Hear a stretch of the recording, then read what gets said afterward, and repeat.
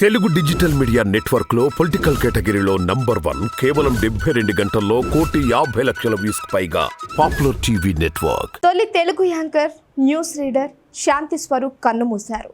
దూరదర్శన్ పేరు చెప్పగానే ముందుగా గుర్తొచ్చే శాంతి స్వరూప్ గుండెపోటుతో హైదరాబాద్లోని యశోద హాస్పిటల్లో శుక్రవారం ఉదయం మృతి చెందారు.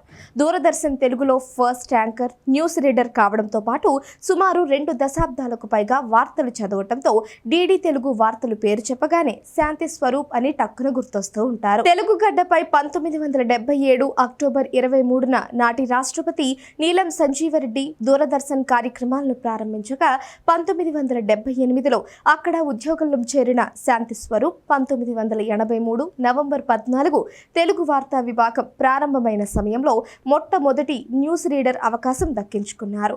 ఆ రోజు బాలల దినోత్సవం వేడుకలకు సంబంధించిన విజువల్స్ చూపిస్తూ సాయంత్రం 7 గంటలకు తొలిసారి వార్తలు చదివారు. ఎదురుగా స్క్రీన్పై కనిపిస్తున్న అక్షరాలను చూసి చదివే విధంగా నాడు ఇప్పటికిలా టెలిప్రాంప్టర్లు లేకపోవడంతో వార్తలన్నీ ముందుగానే వెళ్ళవేసుకుని ప్రాక్టీస్ చేసుకొని అనంతరం కెమెరా ముందుకు వచ్చేవారట శాంతి స్వరూప్.